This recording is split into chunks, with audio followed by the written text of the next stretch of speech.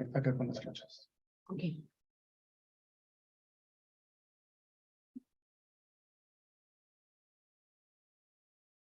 No. Ok. Bueno.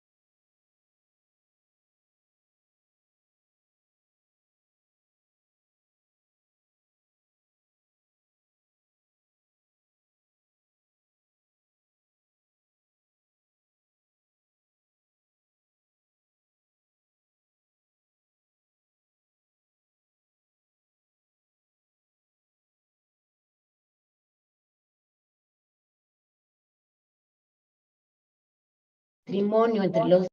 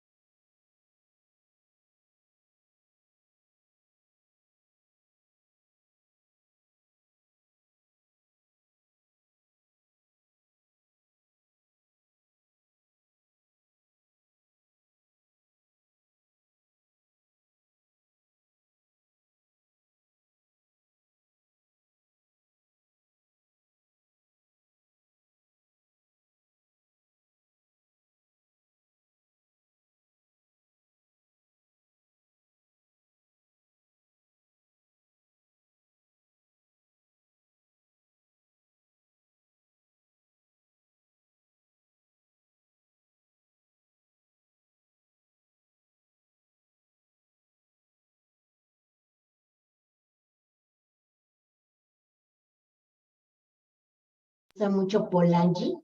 La traducción es incrustada, pero realmente es algo más que una incrustación. Yo, en mi opinión, sería como una relación dialéctica entre ambas. Y, por supuesto, esta política monetaria de los Estados Unidos, pues está directamente subsumida a lo que es el ciclo económico. Entonces, son dos economías, y tomando en cuenta también la de Canadá, son dos economías totalmente incrustadas, pero que definitivamente quien maneja la tasa de interés, que es la Fed, es en función del ciclo económico y de los intereses que hay detrás de lo que podría ser Estados Unidos, que son las grandes corporaciones. Entonces, si nosotros vemos el capítulo 14 y el NAFTA, uno de los principales objetivos fue que la tasa de interés y, por supuesto, la inflación no fuera mayor a 2 dígitos. Todo lo que tenemos el micrófono controlado es. Y entonces, esto lo que hace Sí, porque si no lo escuchan. es que definitivamente Pero es que me dice que se tiene que quedar así. Es que si no nos escucha, el micrófono lo tenemos extendido a esta computadora y si no nos escucha en YouTube. Nos vamos a escuchar nosotros.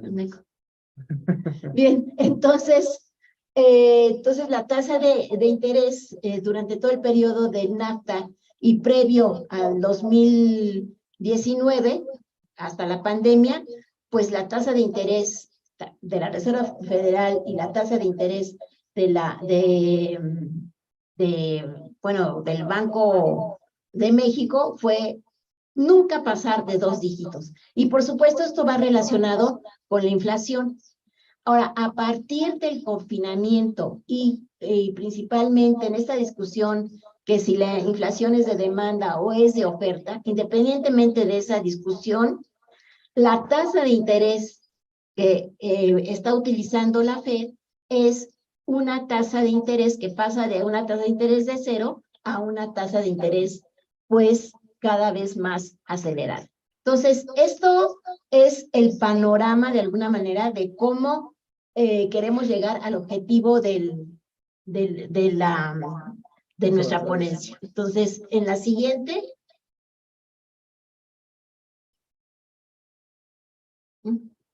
Entonces, ¿cuáles han sido las consecuencias de toda esta política de restricción, yo diría, y después un poco de expansiva, pero más bien una política restrictiva de austeridad? Es que hay un gasto público totalmente restringido en salud, en educación y la inversión pública. Pero a diferencia, dentro de ese mismo gasto público, está un servicio de la deuda externa que no ha parado y que entonces crea ciertas distorsiones en cuanto a lograr un crecimiento en estos sectores. Por el otro lado, esto nos implica que ha habido a lo largo de las últimas 3 décadas, o sea, desde los 90s, no hay una política de pleno empleo que dinamizara mucho más el crecimiento, precisamente por todas las cláusulas que se firman en el tratado. Posteriormente, ¿qué es lo que hace el gobierno? Ya a partir del actual sexenio, pero desde antes, hay ciertos renglones de transferencias sociales que es interesante observarlas. Entonces, en una unidad familiar, y esto es ¿por qué es que estamos haciendo este trabajo? Es porque en una unidad familiar no solamente reciben 3 o 4 apoyos, incluso mucho más dependiendo del número de personas que conforman la unidad familiar. Reciben los niños y los adolescentes, todos aquellos que estén estudiando, es la beca Benito Juárez, está la de adultos mayores, ¿no? La de las madres solteras, y yo no sé si aquí podríamos meter también el programa de empleo, Sembrando vida. Sembrando, ¿cómo se llama? Sembrando vida, pero es el del primer empleo. De jóvenes. No sé. El de jóvenes construyendo el futuro. No es que tengamos una política de empleo fuerte, porque definitivamente quien crea el empleo va a ser la política del Banco Central a través de la inversión pública. Pero entonces lo que vemos es, ¿esto está bien o está mal? Bueno, tenemos que ahondar mucho más en este tipo de programas, porque lo que tenemos que ver es que hay que, yo diría, más allá de justificar estos programas y más allá si estos programas realmente han disminuido la pobreza o no la han disminuido, lo que tenemos que ver es qué tanto ha servido estas becas para que haya un mayor nivel de escolaridad y qué tipo de educación se está recibiendo, así como todos estos apoyos. Por supuesto que estos apoyos no es una invención de la actual gestión, viene desde hace muchos años. Muchos de ellos son programas de caridad, a lo mejor estoy mal, pero son programas de caridad que nacen incluso desde los principios de la Revolución Industrial, vienen desde antes. Hay toda una historia de estos programas. Incluso hay un artículo de Mario Secareixa publicado en Ola Financiera, y donde hace alusión a Polanyi, cómo habla de esta necesidad de estos programas, porque a final de cuentas estos programas lo que incentivan es el consumo, y en un orden capitalista lo que nos interesa es el consumo para poder reactivar la economía y sobre todo que haya una cierta ganancia. Y por supuesto, pues el empleo es sumamente importante para el consumo. Entonces, en la siguiente, me tengo que apurar. Entonces, no es que estemos en contra del ingreso básico, por supuesto, también está el ingreso básico, todas las transferencias sociales, dice Polanyi en el escrito de Mario Secareixa, que bueno, sirven para resolver un problema económico, pero también puede pasar a ser un problema político, porque incluso también parte de este problema es que también es una compra de votos, ¿no? Esto yo no lo discutiría tanto, creo que sí hay que evaluar estos programas, pero sí tener en cuenta que hasta qué punto realmente han dinamizado el consumo y hasta qué punto han sido efectivos. Ahora, si nosotros usamos el servicio de la deuda pública y la deuda externa, independientemente de eso, lo que vemos es que nuestra economía es una economía rentista que está en función de quienes han prestado los créditos que se firman como deuda pública y deuda externa, ¿no? Entonces son principalmente una economía rentista en función de los acreedores institucionales y bancarios, y esto definitivamente lo tenemos que ver, todo este panorama estructural de la economía mexicana, lo tenemos que ver en lo que es el Telecán y el Temec o ahora NAFTA o UMSCA. Entonces, ¿qué es lo que se necesita? Tenemos que ahondar mucho más en la necesidad de una política fiscal, de un gasto ordenado, un gasto que pues crea mayor inversión pública, porque a final de cuentas es lo que dinamiza también la inversión privada, y por el otro lado, la función del Banco Central como un empleador de última instancia. Y creo que allí yo termino. Después hicimos una división, todavía no, como es un trabajo en construcción, pues lo importante es poner esos cambios estructurales en la economía mexicana, cómo llegamos a esos programas, ¿no? Y por el otro lado, mencionar el grillete financiero o la trampa del financiamiento, que es evidenciar lo que es el gasto público, la deuda externa y la inversión, y lograr o proponer una política de pleno empleo. Entonces, es un trabajo en construcción, nos ha costado muchísimo saber exactamente cuáles son los datos que vamos a necesitar, y yo le voy a dar la palabra a Daniel Mirón. Daniel, por favor. Sí. Te dejo. Gracias, doctor.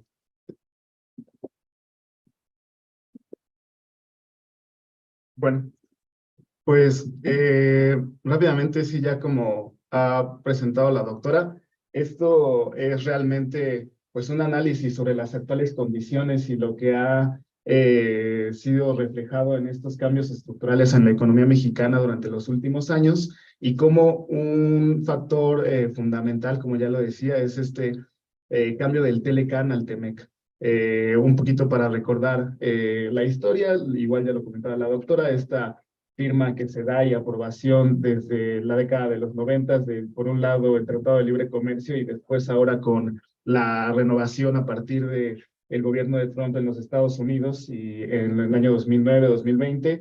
Realmente lo que nosotros estamos interesados en resaltar acá es, como igual ya se mencionaba, estos capítulos sobre la inversión, los servicios financieros, pero particularmente es muy relevante cómo en este nuevo tratado, en el TEMEC o UMSCA, a diferencia del tratado anterior, ahora se está implementando un nuevo capítulo 33 que anteriormente no estaba. Como pueden ver, digamos, hay permanencias, pero este capítulo 33 va a ser interesante, ¿no? Entonces acá está un poco desagregado tanto el contenido del Telecán, específico el de inversión y servicios financieros, que es lo que nosotros queremos resaltar. Igual están presentes acá en el TEMEC, pero bueno, como les mencionaba, este capítulo 33, asuntos de política monetaria y tipo de cambio, es definitivamente pues algo que, si bien nosotros creemos que ya estaba implícito en el Telecán, ahora ha quedado de manera explícita, muy contundente, en este capítulo 33, que nos habla sobre qué clase de políticas macroeconómicas implementar. Un poco nada más para recordar esta parte de la inversión, hay que pues hablar de estos conceptos claves que ya estaban presentes acá, como el trato nacional, el trato a la nación más favorecida, la imposibilidad de ninguna de las partes para imponer requisitos de desempeño y para permitir la libre transferencia de recursos, de divisas, de ganancias, etcétera. Eso en realidad son cuestiones que han permanecido en ambos tratados.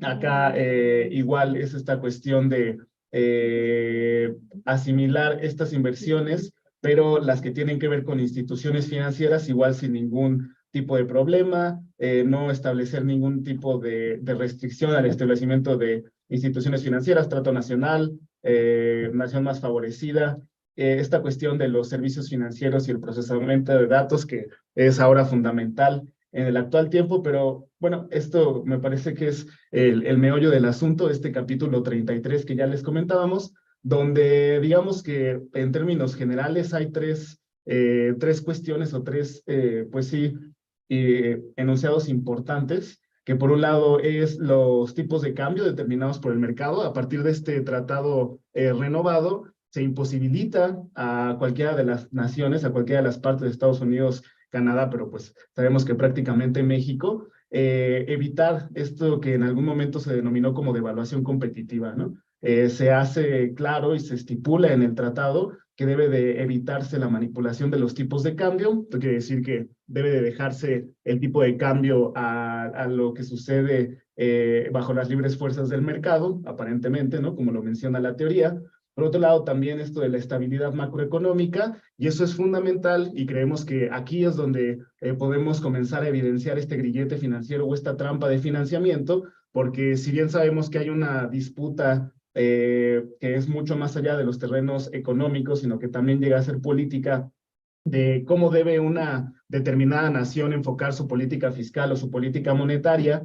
Y en este caso, bueno, pues lo que nos plantean acá ya en el TEMEC es justo que la política fiscal debe de ser una política de las finanzas sanas, es decir, una política que no incurra en déficit, y debe de ser una política monetaria que se concentre simplemente en el régimen de metas de inflación. Entonces eso realmente limita las capacidades de acción de los gobiernos, para empezar el gobierno mexicano como una nación desigual frente a sus socios comerciales y vecinos regionales, y bueno, que ahora ya está establecido acá, y esta parte también que nos parece interesante, que es evitar los desequilibrios externos, ¿no? Entonces, esto que decimos ya queda establecido en el TEMEC y que es parte de las nuevas disposiciones que son explícitas ahora, pues nos parece que dan ese punto de partida, ¿no? A pensar algo que ya, como decía la doctora Girón, ya incluso ellas venían pensando desde décadas atrás, pero que ahora ha quedado más evidente, y es por eso que ponemos acá en esta gráfica un poco como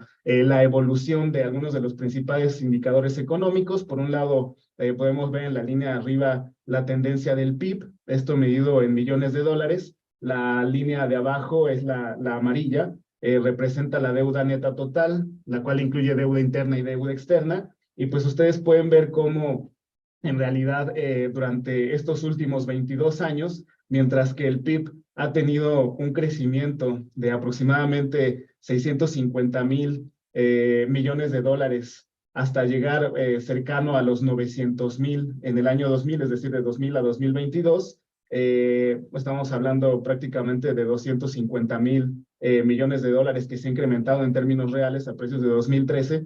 La deuda, por caso contrario, ha tenido una tasa de crecimiento real aproximadamente del 1000%, ¿no?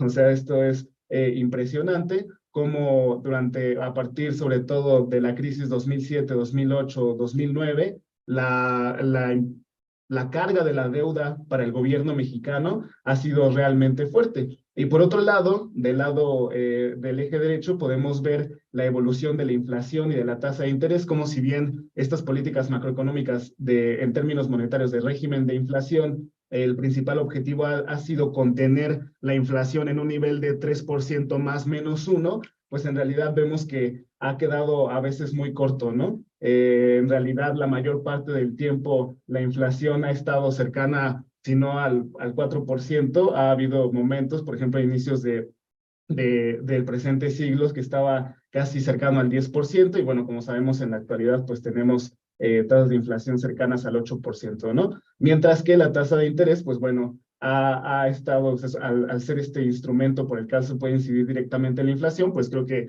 ha quedado rebasado, ¿no? Y en esta gráfica podemos verlo aún más, como prácticamente parte de las implicaciones de manejar esta tasa de interés se ven reflejados directamente en el costo financiero del sector público. Es interesante ver acá cómo en el 2023, por ejemplo, según datos del presupuesto de egresos de la Federación, tan solo el costo financiero para este año que ya está comenzando, se tienen presupuestados, va a haber realmente a partir de variaciones del tipo de cambio cuál es el ajuste que se da, seguramente será mayor, pero estamos hablando de aproximadamente 54,000 millones de dólares, tan solo en costo financiero. En dólares, porque ahí dice millones de pesos.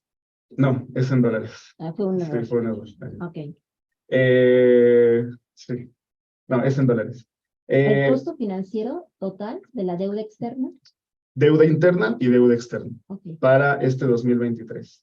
Entonces, si se dan cuenta, este incremento de tasas de interés, tan solo del 2022 al 2023, donde actualmente tenemos una tasa de interés del 11%, pues nos disparó el costo financiero de la deuda, ¿no? Que de por sí ya era grande, y bueno, ahora pues es mucho mayor.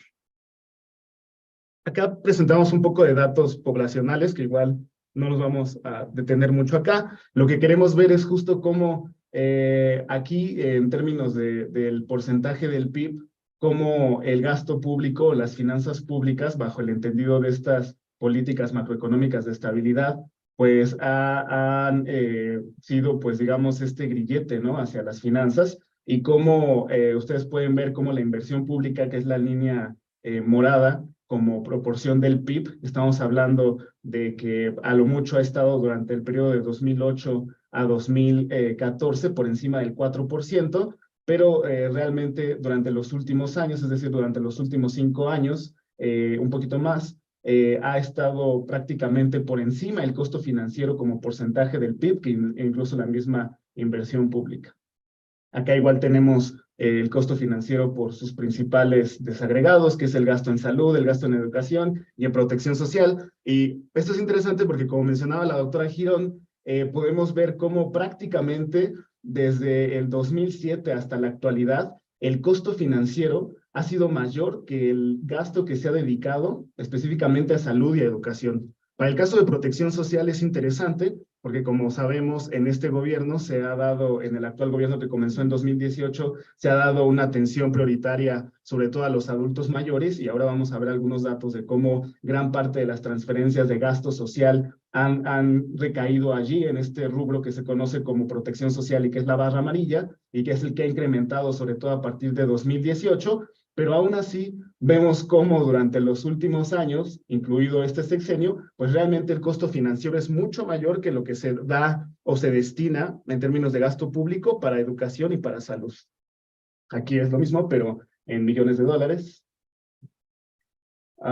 Y bueno, un poco queríamos hacer pues como esta comparación, ¿no? De decir, bueno, si estamos hablando de un cambio político en la actualidad, valdría la pena como comparar esta clasificación del gasto a partir de su funcionalidad en, digamos, el último año del sexenio de Felipe Calderón, de Enrique Peña Nieto y del actual sexenio de López Obrador, que es el 4º año de gobierno, como sabemos. Y pues en realidad, como ustedes pueden ver, es que las diferencias no son realmente abismales, ¿no? O sea, de hecho es prácticamente lo mismo. El gasto social en este gobierno, es cierto, representa un 60,6%, pero ustedes vean cómo en los sexenios anteriores ha sido 56,7, 59,8 respectivamente, y eso lo que nos está indicando es realmente el poco margen de acción que tiene el gobierno, no importando el tinte político al cual pertenezcan, que en realidad las finanzas públicas siguen estando bastante limitadas, ¿no? Y bueno, en esta parte justo me voy a ir un poco rápido porque una vez ya presentados los datos, pues nosotros nos estamos preguntando qué tipo de políticas macroeconómicas deberían de implementarse o deberíamos de estar buscando si esto que hemos presentado nos ha mostrado que la estabilidad es como principal objetivo, pues nos ha dejado limitados. No me voy a detener, esto es un poco las críticas que hace Keynes a la teoría económica convencional y lo que se busca como pleno empleo, y nosotros partimos a partir del análisis heterodoxo, por supuesto, de Keynes, que plantea tasas de nueva inversión como una parte fundamental para poder conducir a un pleno empleo, la parte de las finanzas funcionales de Ava Lerner, ya por tiempo no me voy a detener, pero nos parece bastante interesante recuperar este análisis también de Alain Pargués, de la teoría del circuito, a Mario Secarescia, ya lo comentaba la doctora, acá, particularmente las propuestas de Toporowski, siguiendo a Kalecki, como una de las principales propuestas que actualmente se están retomando mucho, porque creemos que tiene buenas implicaciones esta intención de dividir el balance funcional, cambiar un poco nuestra concepción de las finanzas públicas como las conocemos actualmente y pensar más bien en una estructuración del presupuesto fiscal con base en dos componentes. Por un lado, un balance funcional que por un lado tiene ingresos que son de las actividades productivas y por otro lado tiene gastos que van dirigidos a inversión, incluso a subsidios como los programas que ya se han hecho mención, etcétera. Pero por el otro lado, separarlo, digamos, de este balance de las operaciones financieras. Eso nos parece un gran acierto de estos autores post-keynesianos, kalekianos, que están pensando justamente cómo en términos de una política económica realmente coordinada entre política fiscal y política monetaria, dividir el presupuesto fiscal entre balance funcional y el balance de operaciones financieras nos ayudaría a que los recursos monetarios puedan reciclarse entre lo que se está pagando en términos del costo de la deuda interna, esto es deuda pública, y por otro lado, lo que se está pagando en términos de retribuciones a los tenedores de bonos. Entonces, es una propuesta bastante interesante, probablemente podamos ahondar después, pero me paso pues ya directamente a lo final, que esto es un poco, estamos rastreando todo el gasto que se ha ejercido sobre los programas prioritarios del gobierno, esto que ya comentaba la doctora Alicia Girón, transferencias desde adultos mayores, pero también que tienen que ver con empleos, el primer empleo para jóvenes, Sembrando Vida, que es un programa de reforestación, etcétera. Y lo que vemos pues es prácticamente esto, ¿no? Que aun cuando estos programas de presupuesto del gobierno federal han sido importantes, pues en realidad la línea amarilla nos demuestra como proporción del PIB que el costo financiero aún está muy por encima de lo que realmente implican estos programas federales, ¿no? Es decir, todavía nos estamos quedando demasiado cortos y estos recursos que implican una fuga, ¿no? Que salen prácticamente de nuestro país o que se quedan aquí, como diría Toporowski, pero en las carteras o en los portafolios de las personas o de los individuos que tienen un mayor ingreso, pues en realidad están desfondando lo que bien podrían ser transferencias en términos productivos, ¿no? Lo que tenemos acá como total es lo que se ha destinado en estos últimos años en la barra roja para los programas de gobierno federal, mientras que la barra amarilla nos demuestra todo lo que se ha pagado como costo de financiamiento, ¿no? Entonces, por eso nos parece fundamental esta propuesta de Toporowski para poder, digamos, cambiar esto. Y pues bueno, esto es ya concluyendo un poco lo que les comentaba de los datos, me voy a ir directamente al punto 3, que es esta política de estabilidad macroeconómica, que ya está explícita en el capítulo 33 del TEMEC. Nosotros proponemos que en realidad lo que ha generado es una estabilidad ficticia, porque pues si bien, digamos, como presentábamos en una de las láminas principales, la inflación rara vez ha superado el 10% durante estos últimos 22 años, en realidad lo que tenemos es que el PIB ha crecido a una tasa promedio anual de 1.6%, mientras que eso implica un crecimiento para todo el periodo del 40%, pero por el otro lado la deuda ha crecido a una tasa promedio anual del 11.7%, ¿no? Y lo que les comentaba, en términos generales para todo el periodo, este es un crecimiento real del 900%, es decir, no hay punto de comparación, ¿no? A eso es a lo que nos referimos con un grillete financiero o una trampa de financiamiento que imposibilita que el gobierno pueda gastar en términos productivos y realmente todo se va a a cumplir sus obligaciones de deuda. Por otro lado, este incremento de las tasas de interés de Banxico, vemos que realmente lo que ha hecho es que tan solo en estos últimos 3 años, de 2020 a 2023, repito, con lo que se está presupuestando para este año, ha hecho que al pasar de un 4.5% a un 11.5% como principal medida de política monetaria, en realidad el costo financiero se nos disparó completamente, ¿no? Y actualmente tenemos un costo que pasó de los 34,000 millones de dólares a los 54,000 millones de dólares tan solo en un año. Y por último, como en estos últimos 4 años, lo que ya mencionábamos, no importando el tinte político del gobierno, en realidad es que es un grillete a cualquier, digamos, estructura gubernamental que llegue, es pues esto que está acá abajo, ¿no? Igual aquí hay un pequeño error. En realidad el costo financiero para estos 4 años ha sido de 3.8%, no 2.8, es 3.8%, la inversión pública ha sido un 2.8%, la educación es un 3.1% y la salud un 2.7%, ¿no? Entonces, en realidad, el costo financiero, que repito es 3.8%, pues está muy por encima de lo que se ha destinado a estos principales rubros. Muy bien, muchísimas gracias, Daniel. Y voy a leer, me voy a poner acá enfrente para la grabación. Bueno, a continuación está la ponencia del doctor Rodolfo García Zamora. Él es doctor en Ciencias Económicas por la Universidad Autónoma de Barcelona, en España. Es docente investigador del doctorado en Estudios del Desarrollo de la Universidad Autónoma de Zacatecas, y sus principales líneas de investigación son migración internacional y desarrollo, políticas migratorias, desarrollo y derechos humanos, y migración de retorno de Estados Unidos a México. Es miembro del Sistema Nacional de Investigadores y es evaluador nacional de CONACYT, y es integrante de la Academia Mexicana de Ciencias y de la Academia Mexicana de Economía Política. Y la coautora de su ponencia es la maestra Selene Gaspar. Ella tiene una maestría en demografía social por la UNAM, es investigadora de la unidad académica en estudios del desarrollo, también en la Universidad de Zacatecas, y está adscrita al proyecto Sistema de Información sobre Migración y Desarrollo, y sus líneas de investigación son análisis demográfico, inmigración internacional de México a Estados Unidos, análisis de los hogares en México, métodos cuantitativos aplicados a la demografía, y la migración internacional calificada, y migración y envejecimiento. Muchas gracias. Adelante. Buenas tardes.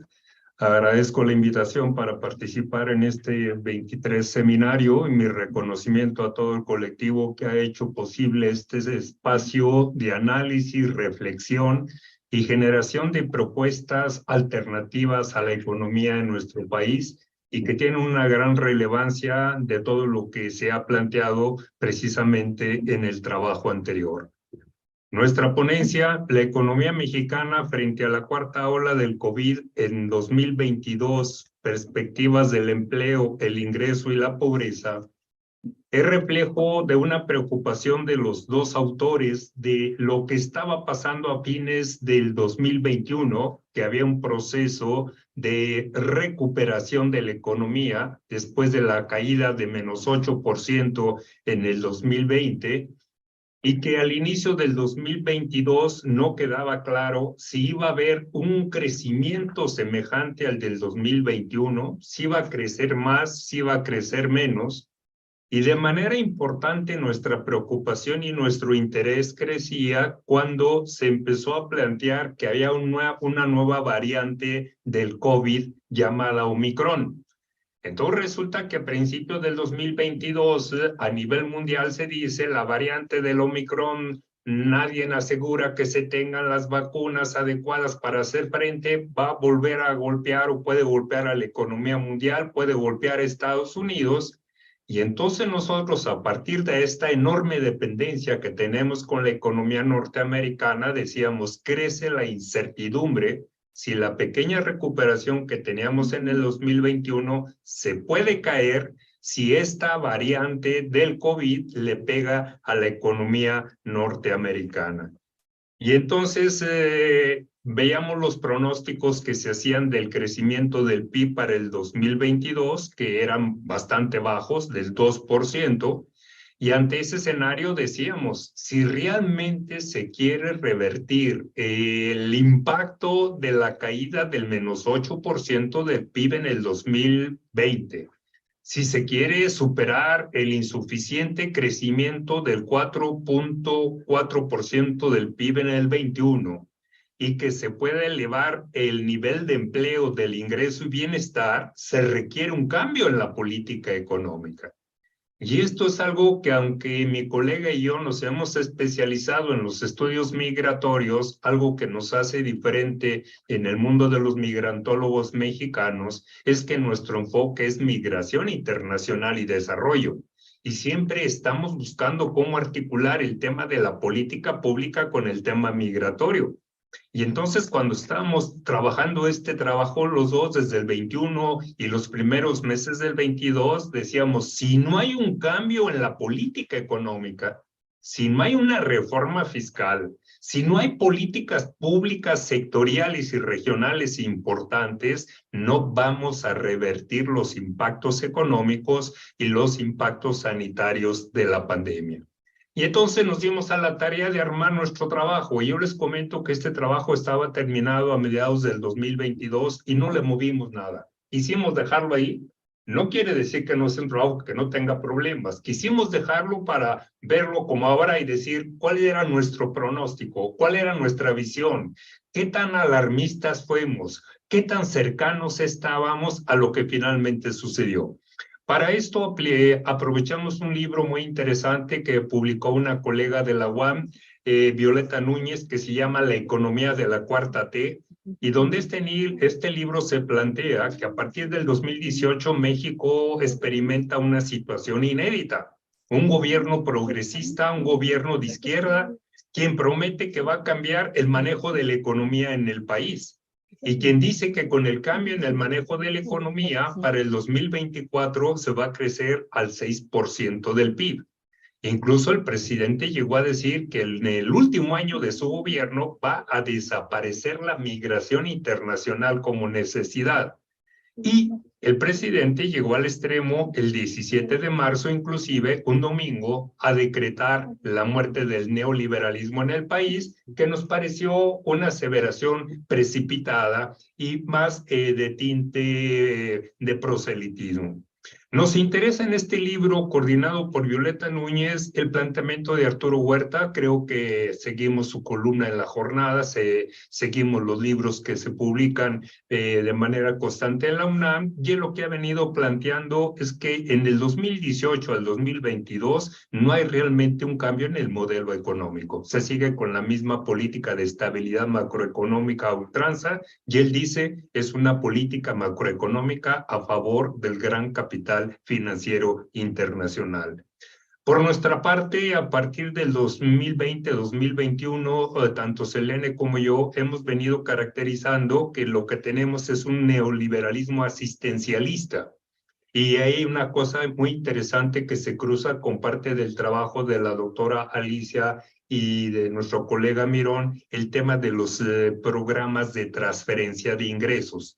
Nosotros le llamamos a esto la formación del ejército electoral de reserva, donde está claro que está incidiendo sobre 16 millones de personas, y si estas 16 millones de personas llevan a un familiar más, va a tener 2 millones más de votos que los que tuvo en el 2018.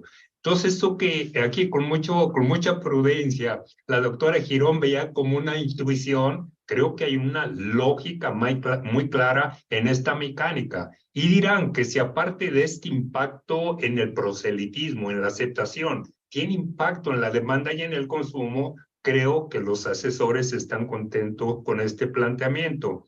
Un colega de la UNAM, del Instituto de Investigaciones, Arturo Ortiz, dice en el 2021, es muy incierto el futuro económico de nuestro país en el 22.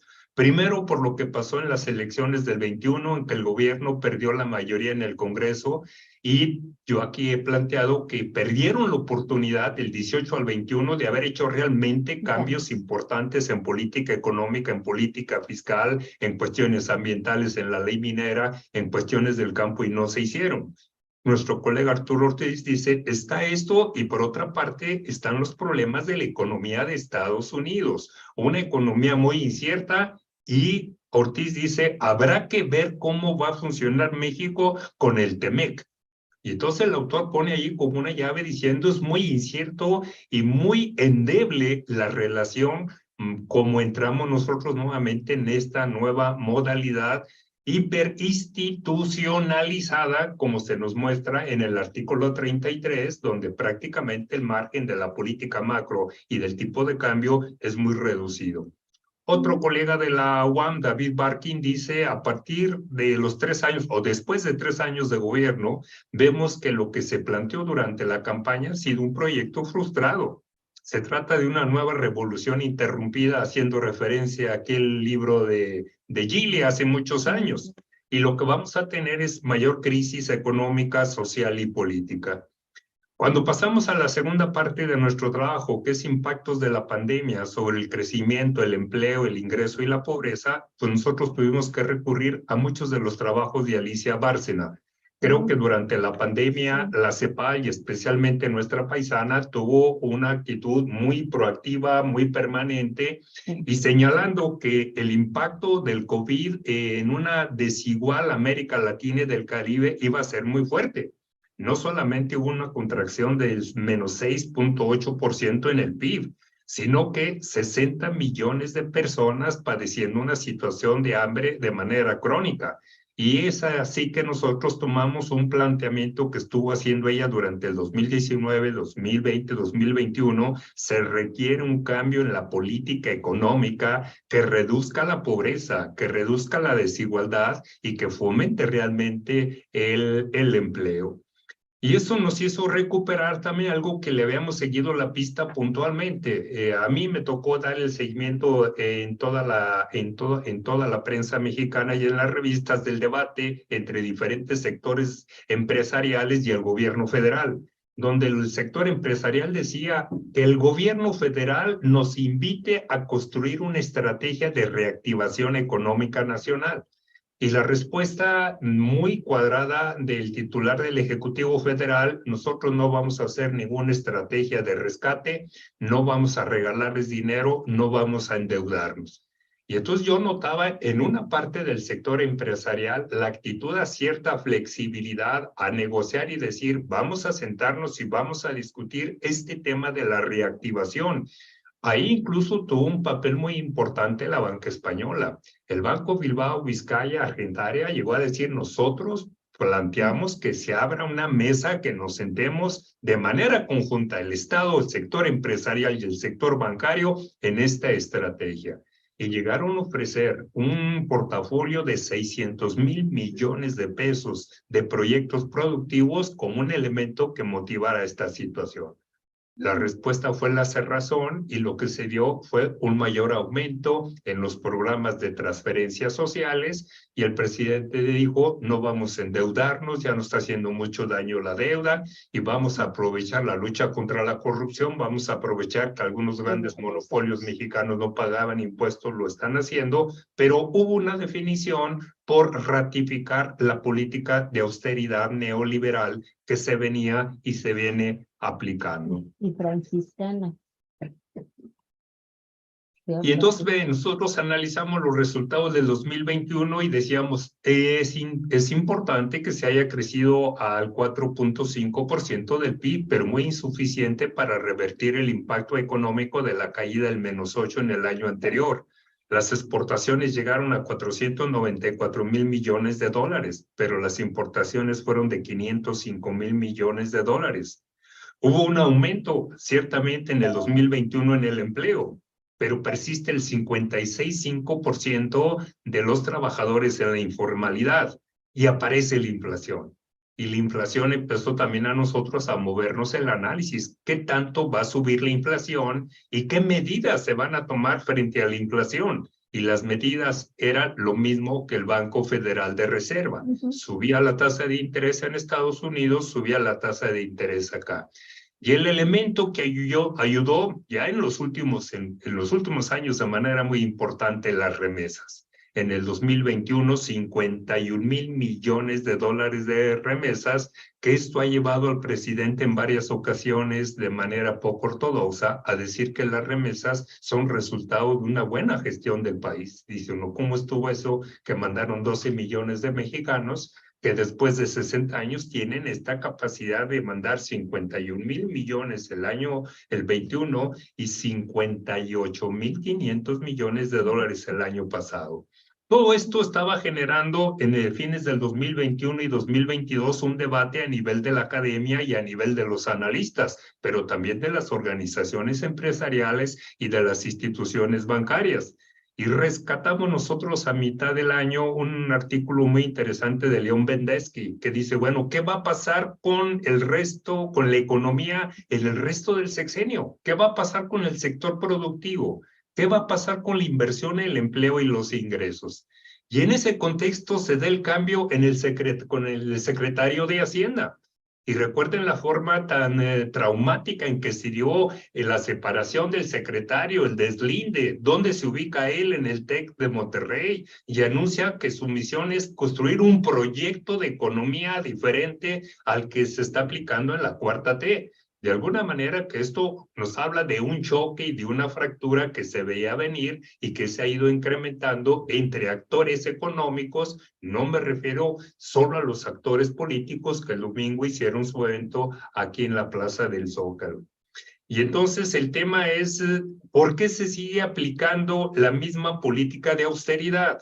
¿Por qué no integrar a las funciones del Banco de México la generación de empleo, el crecimiento del PIB, mayor crédito, inversión pública y banca de desarrollo? Desde el sector de los tecnócratas dirán, porque en el Congreso mexicano se decidió modificar el funcionamiento del Banco de México, darle autonomía como un soporte del neoliberalismo. Pero entonces uno dice, si tenemos ya una mayor integración en el TEMEC y el Banco Federal de Reserva busca compatibilizar lucha contra la inflación con el crecimiento económico, promoción del empleo y durante la época del COVID una macropolítica keynesiana de inversión y de crédito, ¿por qué aquí no? Bueno, porque institucionalmente en nuestros países y la política económica es muy diferente. Es interesante cómo el 13 de septiembre la Secretaría de Hacienda dice que según ellos veían 3 ejes del crecimiento económico: la demanda de Estados Unidos, los proyectos regionales del sur y el aumento en el consumo.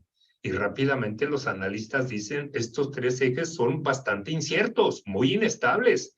¿Qué nos puede prever que se tenga una demanda permanente de todos los productos que exportamos a Estados Unidos y que sigue siendo el 80% de nuestras exportaciones? Y luego viene el tema de los polémicos megaproyectos del sur del país, el Tren Maya y el canal transísmico.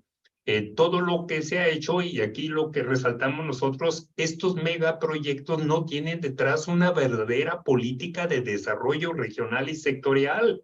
De repente da la impresión que más se ubican en la perspectiva que bosquejó Peña Nieto de nuevas zonas económicas, megaproyectos para buscar atraer grandes inversiones de capital comercial, turístico, energético, etcétera. Y por eso ahora que Tesla está interesado en abrir su primera fábrica de autos eléctricos en Monterrey, el Ejecutivo Federal dice no, que se vaya al canal transísmico. Bueno, veamos esto muy incierto como incierto en el consumo. El gobierno actual ciertamente ha incrementado los salarios mínimos, pero este incremento en los salarios mínimos se los ha comido realmente la inflación. Y entonces rápidamente lo que nosotros veamos que en todo este debate y el manejo del Banco de México frente a la inflación, seguir elevando las tasas de interés, nos gustó mucho un artículo que sacó Joseph Stiglitz a principios de febrero, donde dice, me preocupa mucho que se esté elevando las tasas de interés en todo el mundo, que esté afectando el sector productivo, que esté afectando el empleo, y llama a plantear un tipo de políticas diferentes, políticas que incidan en la generación de empleo, en la generación de ingreso. Y entonces esto lleva finalmente a que revaloremos el papel del Estado. Creo que la crisis del COVID, los impactos económicos y la situación actual nos lleva a revalorar el papel del Estado y la política pública. Primero, por la necesidad de las políticas de reactivación económica. Ya queda 1 año y medio para que se dé el proceso electoral y yo creo que de fondo está el debate. Bueno, de los 2 bloques, el bloque oficial y el opositor, yo no veo ninguna diferencia de fondo en términos de política económica y de manejo del país. Y hace rato lo comentamos con una de las colegas, parece que tenemos una opción mala y otra peor, pero no vemos una opción intermedia en términos de política pública, en términos de proyecto de país, en términos de escenario. El otro elemento por el cual resulta muy importante por la necesidad de los servicios públicos universales, salud, alimentación, educación. Y yo diría, meter el empleo como un servicio público universal, porque si hubiera empleo suficiente, no habría necesidad de los programas de transferencia de ingresos. Y el tercero, por lo que nos ha planteado la CEPAL, por la posibilidad de generar nuevos pactos sociales y nuevos pactos fiscales. Y aquí está todo el tema, ¿por qué no se quiso hacer la reforma fiscal cuando se tenía mayoría en el Congreso y el Senado? Finalmente, concluimos en nuestro trabajo, que decimos lo dejamos sin moverle desde que estaba terminado, pero eso no quiere decir que no lo modifiquemos ahora. Queríamos ver qué tanto nos habíamos equivocado, qué tan cerca estábamos viendo de las tendencias, y veíamos a mediados del año pasado que no iba a haber ninguna modificación importante en el manejo de la política macroeconómica. Y veíamos que la tendencia de que el Banco Federal de Reserva iba a seguir elevando las tasas de interés y que Banco de México lo iba a seguir haciendo. Y entonces nosotros cerramos diciendo prácticamente va a quedar en el escenario del 2024 la posibilidad de que se dé un cambio en la política económica que se ha venido aplicando a nuestro país desde el 1 de diciembre del 82 hasta la fecha. Y la correlación de fuerzas de quién gane finalmente, el bloque oficial con sus aliados o el bloque opositor, la correlación de fuerzas y lo que pase en Estados Unidos es lo que va a marcar los matices específicos de lo que resulte de ese proceso electoral. Este es el trabajo que queríamos compartir con ustedes como parte de nuestro esfuerzo de colaboración en algo que ha sido fundamental para la maestra Selene y para su servidor. Muchas gracias. Muchísimas gracias, doctor Rodolfo García Zamora, y también a quien ha estado, a Selene Gaspar, quien ha estado haciendo este trabajo.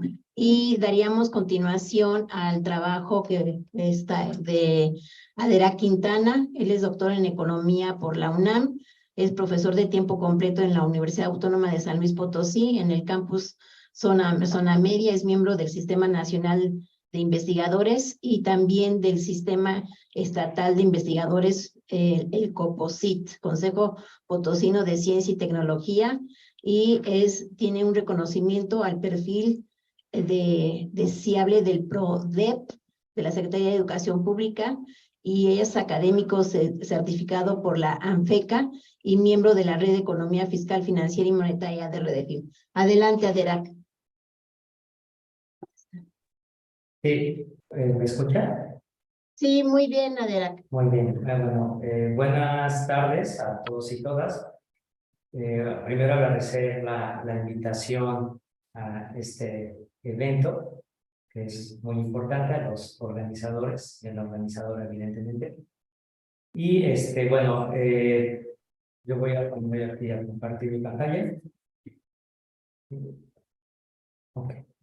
Bueno, lo que voy a reflexionar un poco ya se ha abordado en las dos participaciones previas de las ponencias, y me parece que, lejos de contradecir, pues hay puntos en común, obviamente, y esperemos también, que se abone todavía más otras ideas a la reflexión.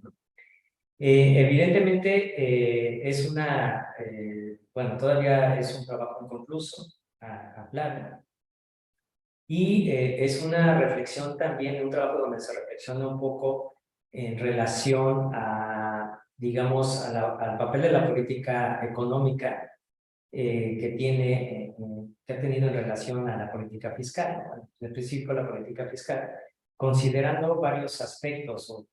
Uno es obviamente el plano económico, y el otro, lo que no podemos dejar de verdad de vista, pues el plano político, ya que hay muchos actores y muchos intereses, ¿no? Entonces, primero, creo que es importante retomar esta idea del dinero crédito, porque al final de cuentas el dinero no es creado ex nihilo, y cuando estamos hablando de finanzas públicas, pues me parece importante reflexionar sobre ello, ¿no? Entonces, existen muchas posiciones teóricas, evidentemente, que nos pueden ayudar a interpretar el papel o el funcionamiento actualmente de las finanzas públicas en nuestro país, pero creo que tenemos que partir, evidentemente, de esta visión capitalista del dinero conocido por el Estado, y entendido como una relación social de jerarquías y obligaciones, ¿no? Esto pues es importante porque al final de cuentas la política fiscal es cierto que la conduce el Estado por medio de la política fiscal, bueno, por medio de las dos instituciones, ¿no? Principalmente Secretaría de Hacienda y el Banco de México, pues hay otros agentes económicos, ¿no? Entonces, al final de cuentas hay una relación entre agentes económicos y una autoridad central, y que donde está inmiscuido precisamente el dinero. Entonces, de cierta manera, bueno, aquí el uso de la deuda, pues tiene una función pues para administrar y consolidar la liquidez, ¿no? Al final de cuentas, la deuda pública, entre muchos aspectos, bueno, claro, ya se resaltaron muchos, ¿no? Del costo financiero que tiene, que implica la deuda pública, además de, bueno, sea interna o externa, además de ello, y a lo mejor lo que podría destinarse al gasto, ¿no?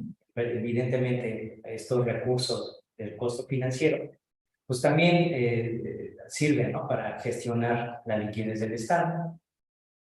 Entonces, aquí hay un debate, ¿no? Entonces, en torno a esta teoría, y que creo que, pues bueno, podríamos pasar horas y horas discutiendo, pero más allá, bueno, planteo una pregunta, cuando el Estado debe gastar o empezar antes de recaudar, ¿no?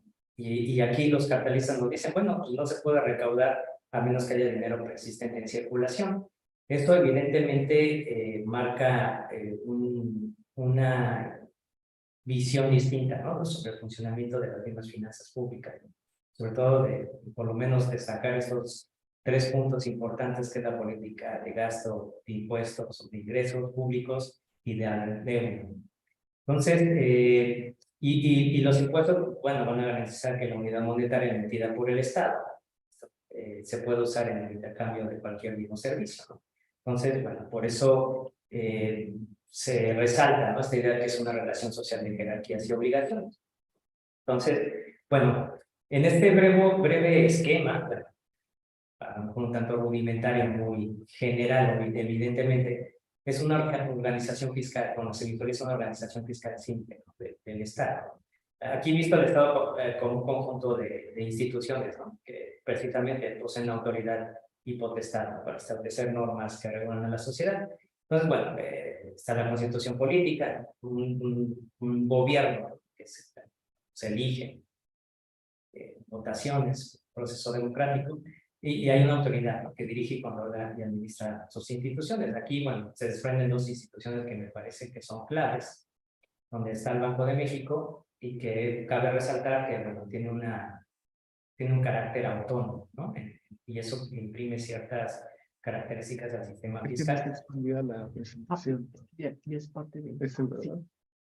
Y después tenemos a la Secretaría de Hacienda, donde ejecuta precisamente la política de gasto de impuestos, ¿no?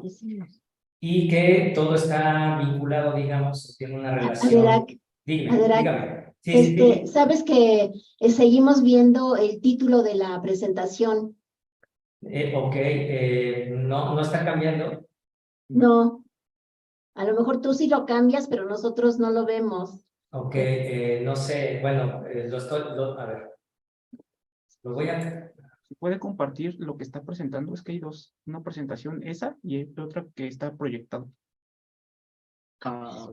Que deje de, ajá, y que vuelva a compartir. Que vuelvo a compartir, por A favor. ver, ok, muy bien, permítanme.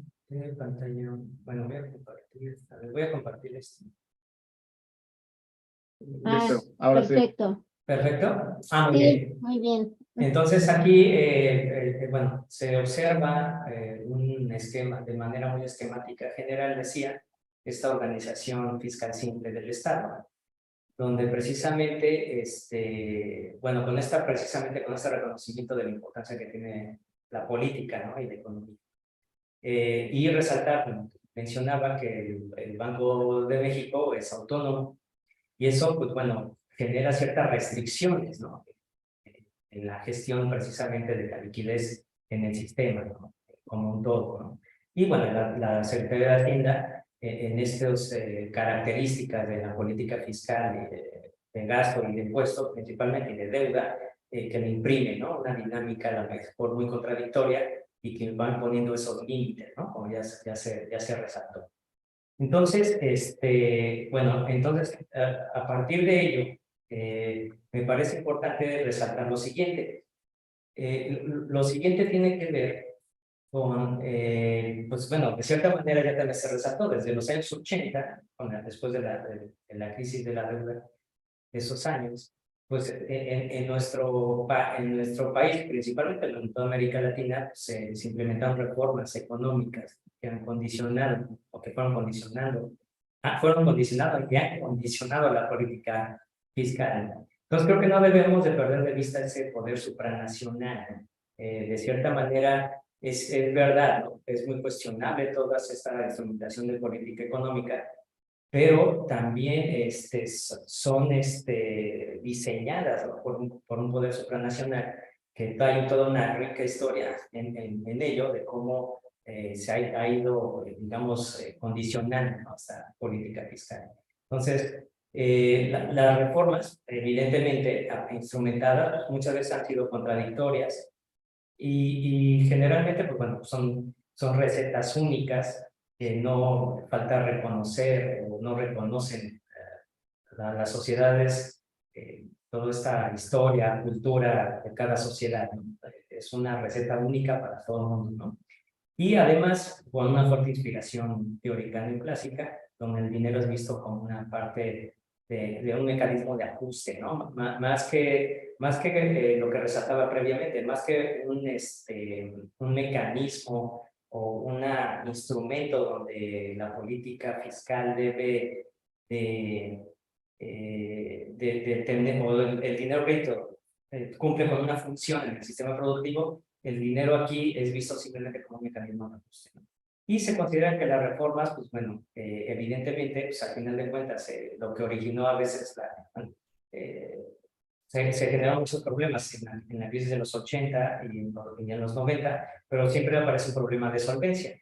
Entonces, bueno, pues, se nos dice o se pregona la idea de que con esta reforma, pues bueno, se va a evitar otra vez un problema de solvencia. Entonces eso, obviamente, mete en una camisa de fuerza, por decirlo de alguna manera, a la política fiscal, recortando el gasto, haciendo un mayor esfuerzo en la recaudación y cuidando ese endeudamiento. Entonces, aquí, bueno, aparece un debate, una idea que ha sido ampliamente discutida, estas cuestiones de los compromisos fiscales, ¿no? Para mantener un equilibrio, ¿no?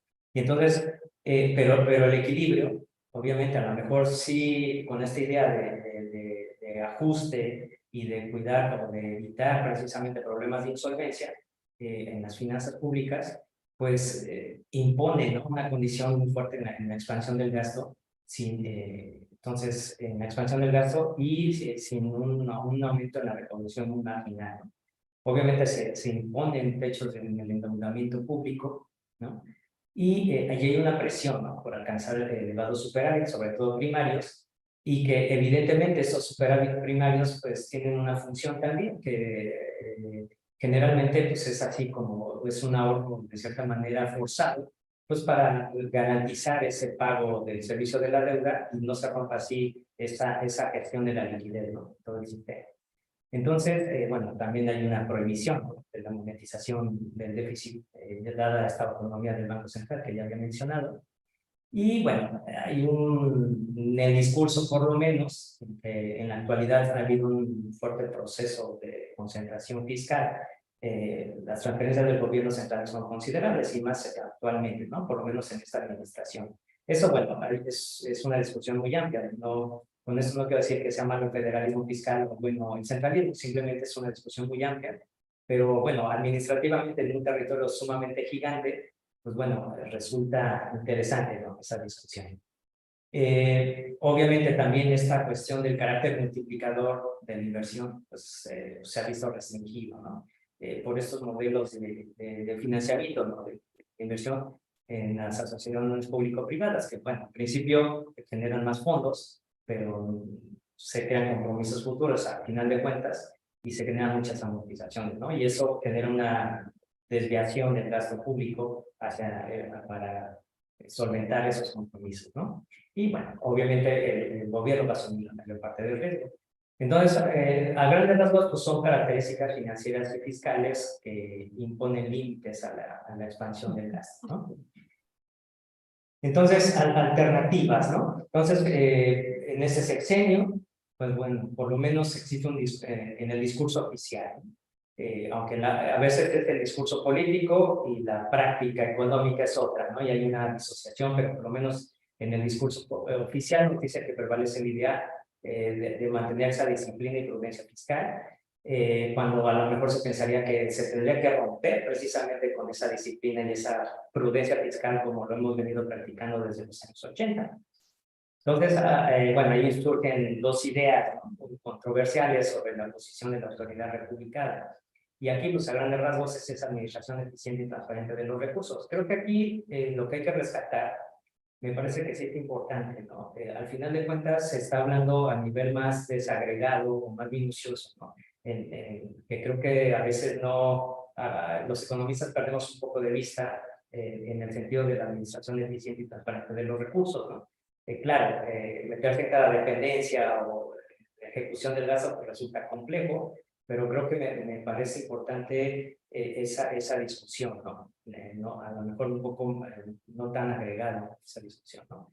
Y bueno, hay una transición después a una austeridad franciscana, y bueno, y donde se aprieta, digamos, más la camisa de fuerza, y es una política basada en la moderación del gasto, ¿no? Y siempre con ese compromiso, precisamente, de cumplir con esos techos de endeudamiento y con ese que bueno, genera esas contradicciones, ¿no? Y a lo mejor se pierde de vista esa función precisamente del dinero en el sistema, en todo el sistema productivo nacional. Entonces aquí, bueno, tenemos una gráfica de los ingresos y gastos del sector público y evidentemente, bueno, podemos observar que por lo menos, bueno, aquí se desprende, digamos, se fue relajando después de la crisis del 2008 global, esa posición del déficit, ¿no? Se fue holgando, ya que el gasto neto pagado como proporción del PIB, bueno, alcanza, ¿no?, más del 25%, aunque hay una contracción importante, ¿no?, del 17-19, ¿no? Y aquí, bueno, podemos observar ese balance del sector público, de esa, digamos, hay una relajación, pero al final de cuentas ronda en el equilibrio, ¿no?, fiscal, el balance primario, con esto propósito precisamente de hacer frente a esos compromisos financieros de endeudamiento público. Y cuando, bueno, como también al final de cuentas hay una gestión de la deuda como, bueno, la deuda funciona como una herramienta para gestionar la liquidez de las finanzas públicas, pues bueno, hay una presión también por ese balance global, ¿no?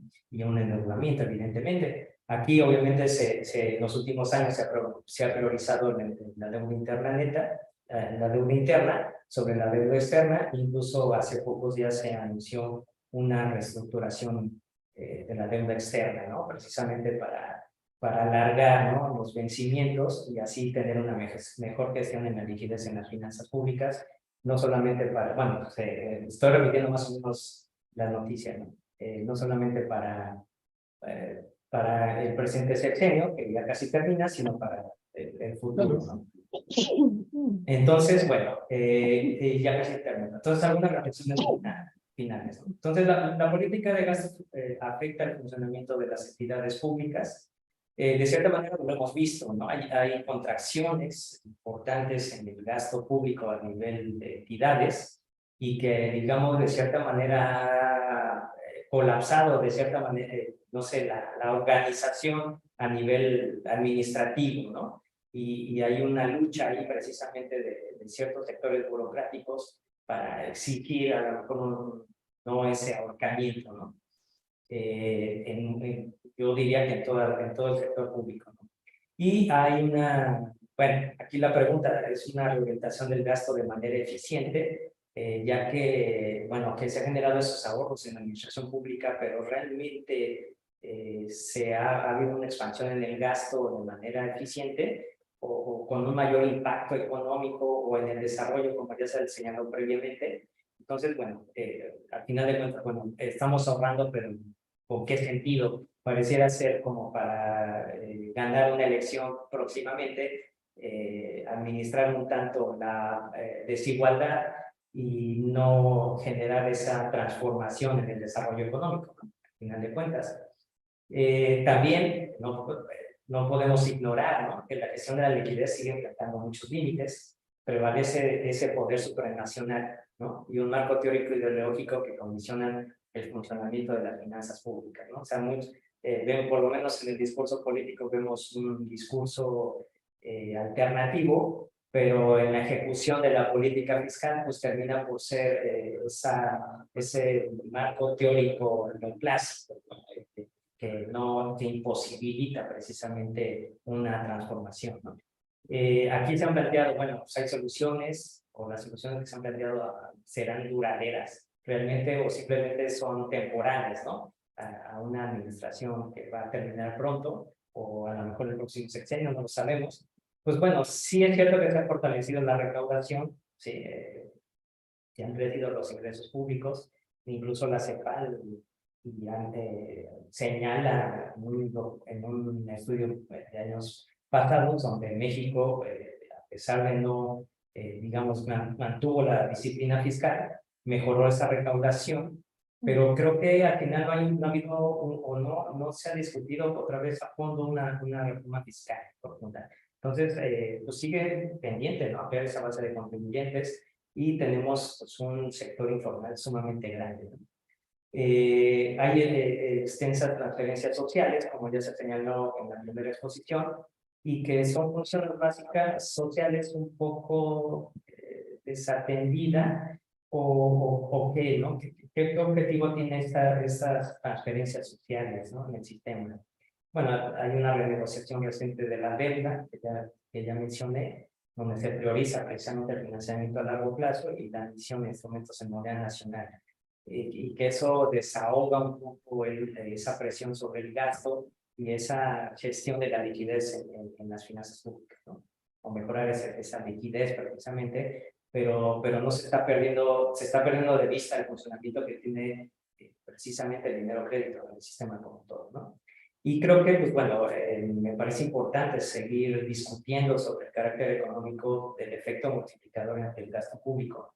A lo mejor no solo limitado como un impulsor de la inversión, evidentemente, sino creo que también como un generador de empleo, porque al final de cuentas, pues, el gozar con un empleo, todos los habitantes en edad de trabajar, pues bueno, tiene que ser una discusión amplia, y además es un derecho, ¿no? Yo lo llamaría, bueno, pues es un derecho humano, ¿no?, para poder tener una vida digna. Las transferencias sociales pues no solucionan de fondo este problema, sino, pues, bueno, al final de cuentas son esa política generadora de empleo. Y bueno, de mi parte sería todo, y nuevamente pues, agradecer a todos y cada uno de ustedes por haberme escuchado. Muchas gracias.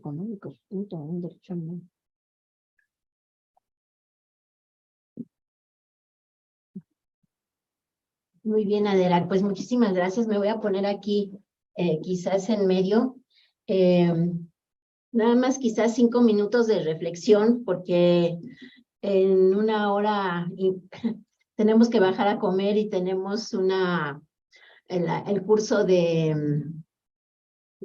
Jan Kregel. Entonces, pero yo creo que quizás recogiendo las 3 ponencias, creo que uno de los intereses, lo que nos une, el hilo conductor, es el gasto público, y cómo el gasto público, en la forma en que se ha orientado, no ha, por lo menos, al menos uno se esperaba otro tipo de expectativas con ese gobierno, y no, sobre todo en cuanto al empleo. Creo que una de las 3 ponencias está la preocupación de un empleo, y cuando vemos el gasto, sobre todo en la ponencia, en el trabajo que ustedes presentaron, que está escrito hace un año y lo dejan como una reflexión, pues lo que se ve claramente es que hay, bueno,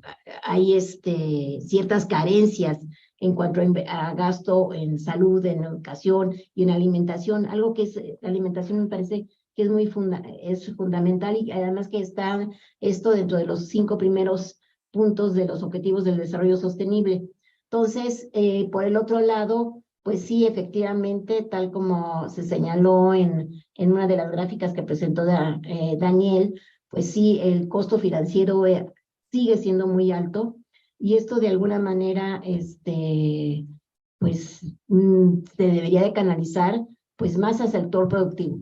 A mí sí me gustaría comentar varias cosas y bueno, creo que los proyectos bandera de este sexenio como es, sí, ¿usted desea hacer alguna pregunta? Ah, ok, sí, sí, por ejemplo, el tren transísmico, el tren Maya, el AIFA, el Plan Sonora, creo que son proyectos de largo plazo. No, incluso la refinería, no creo que todo esté mal.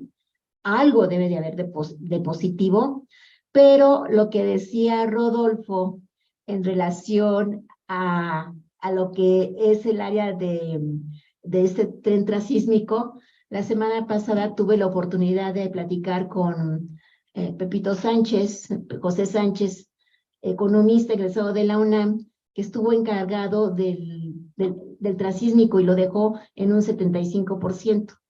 Y lo que sí nos platicó es que justo lo que tú dices, es que alrededor hay toda una serie de zonas, van a ser zonas industriales, pero principalmente para grandes inversiones, principalmente extranjeras.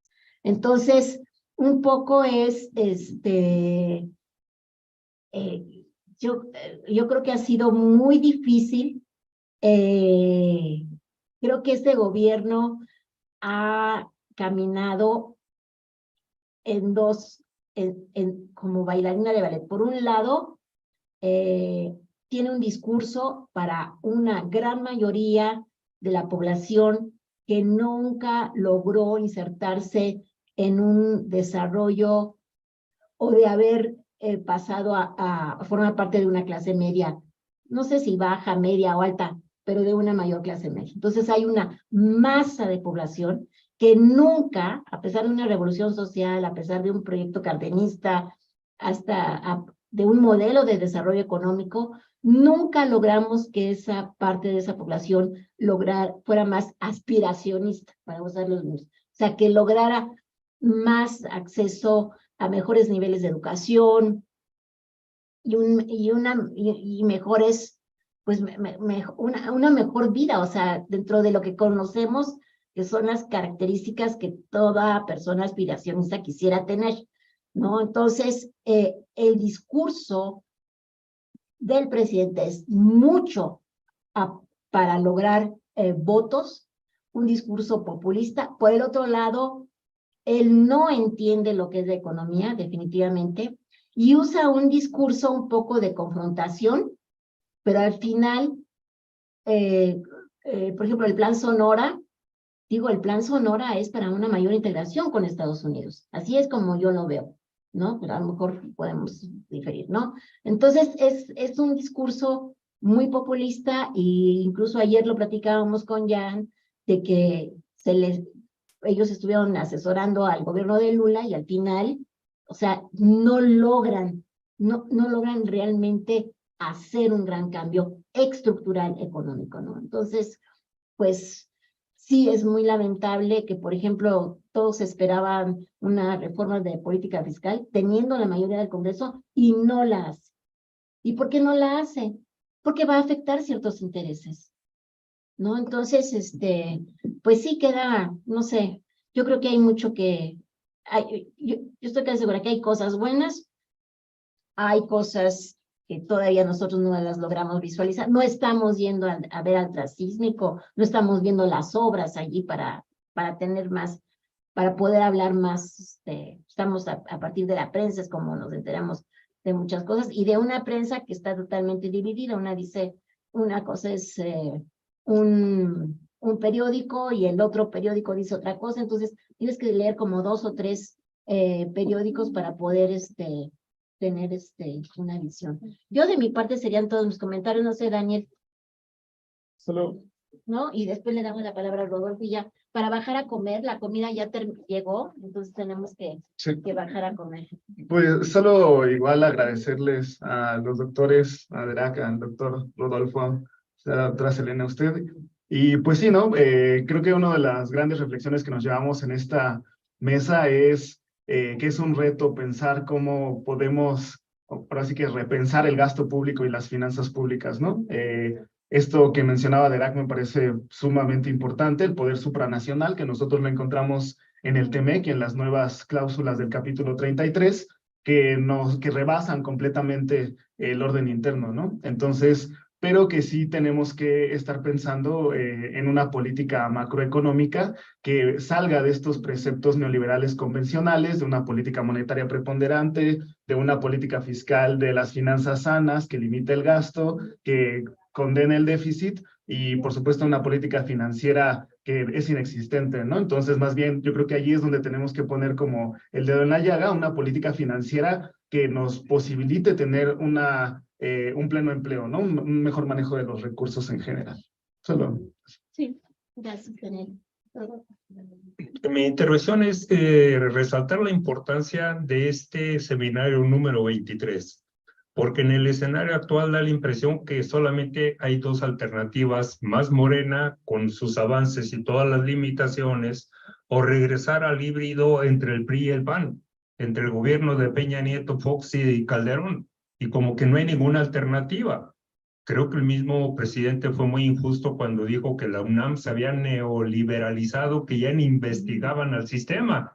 Y por ahí varios colegas de la UNAM le dijeron, dése una vuelta a la UNAM y ojalá y puedan leer los cientos de libros que se han hecho de investigaciones sobre el modelo neoliberal. Esto lo digo porque precisamente ante la riqueza de las ponencias que estamos escuchando en este seminario como los anteriores, y que muchas de estas son verdaderas propuestas de política fiscal, de política de empleo, de política de inversión, de política de desarrollo regional, creo que el último reto que nos falta es que muchas de estas propuestas logren salir de los muros de la universidad, logremos promover el debate más allá de la confrontación partidaria, que estos lleguen a la sociedad civil y quizá que por lo menos en el 2024 toda esta riqueza de propuestas permita que los ciudadanos voten de una manera diferente, menos polarizada, menos limitada con un conocimiento o son unos o son otros, sino que se vea que a nivel de la academia comprometida hay propuestas muy serias que tienen 20, 30, 40 años de elaboración y que esto es resultado también de varias generaciones de investigadores jóvenes como son Derac o como en este caso son Daniel y los nuevos investigadores. Yo creo que ese sería un mensaje muy importante, no solamente por parte del seminario, sino por parte de la UNAM y de todas las universidades públicas. Muchas gracias, Alicia, y ánimo. Sí, ¿verdad? A ver, Adela, ¿tú quisieras decir algo? No, nada más reiterar mi agradecimiento y desearles buen provecho y ojalá que esperemos que, bueno, que el próximo seminario, pues bueno, obviamente sigamos discutiendo sobre estos temas y estas alternativas, ¿no? Que no solamente es blanco y negro, que es más complejo. Muchísimas gracias, Adela, y bueno, gracias a todos por su tiempo y vamos a degustar una torta. Tenemos allá abajo una baguette, te la vas a perder, Adela. Bueno, nos vemos, hasta luego. Enchiladas potosinas. Mando las enchiladas. Dejo acá. Ok, te tengo aprobación. Vamos. ¿Me han vuelto? No, porque es mañana para el postre. Ah, ok.